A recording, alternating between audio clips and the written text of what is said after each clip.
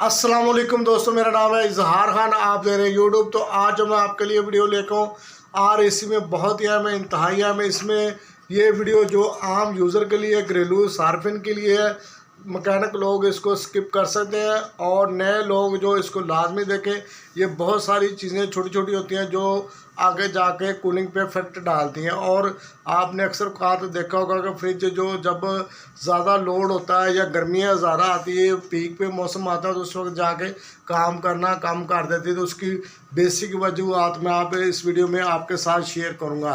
तो उसमें सबसे पहले आपने गैप देखना, उसका बैक जो दीवार के साथ होने लगी उसमें 8 से 10 इंची तक गैप लाजमी होना चाहिए ताकि हवा अच्छे तरीके से सर्कुलेट करे। और दूसरा आपने देखा होगा जो ओपन कंडेंसर होता है बैक साइड पे, तो वो काफ़ी ज़्यादा गंदा हो जाता है। उसकी वजह से जो ना ठंडक, जो हवा सही तरह हीट एक्सचेंज नहीं हो पाती और फ्रिज जो ना अच्छे तरीके से काम नहीं करता।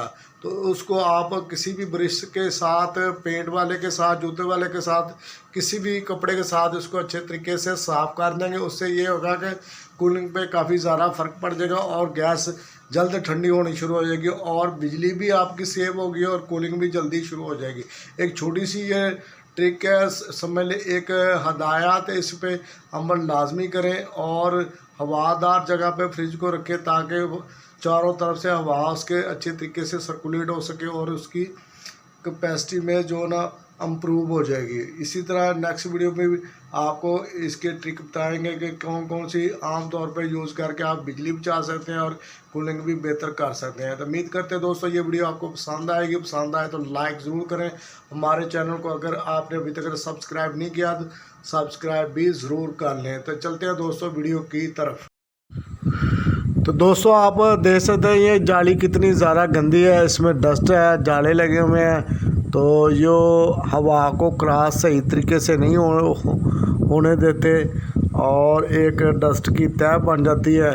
तो इसको साफ़ करने से यानी कि काफ़ी ज़्यादा कह लें 10 से 15% तो वो लाजमी फ़र्क पड़ जाता है।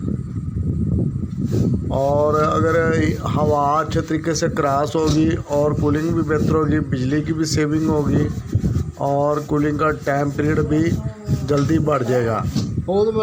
तो बहुत ही आसानी के साथ आप कोई भी ब्रश लेके इसको साफ़ कर सकते हैं। पेंट का ब्रश ले लें, जूते का कपड़ा, कोई भी चीज़ लेके, तो अगर आप 2 से 3 माह बाद इसको कर लेते हैं तो उससे काफ़ी ज़्यादा आपकी बिजली की सेविंग होगी। तो इतनी ज़्यादा ये मुश्किल चीज़ नहीं है। तो हम छोटी छोटी चीज़ों को जो ना इग्नोर कर देते हैं, उसकी वजह से हमारे ये एक्सपेंसिव काफ़ी बढ़ जाते हैं, घरेलू अखराजात। तो अभी मैं इसको कपड़े के साथ भी साफ़ कर दूंगा और इसको थोड़ा सा हैम्बर करेंगे तो उससे भी ये झड़ जाएगी मिट्टी। अगर आप थोड़ा सा टेक्निकली जानते हैं तो पानी के साथ भी कर सकते हैं। इसको कंप्रेसर ले वगैरह को कवर करके तो पानी के साथ भी कवर कर सकते हैं सर्विस। उम्मीद करते हैं दोस्तों ये वीडियो आपको पसंद आएगी।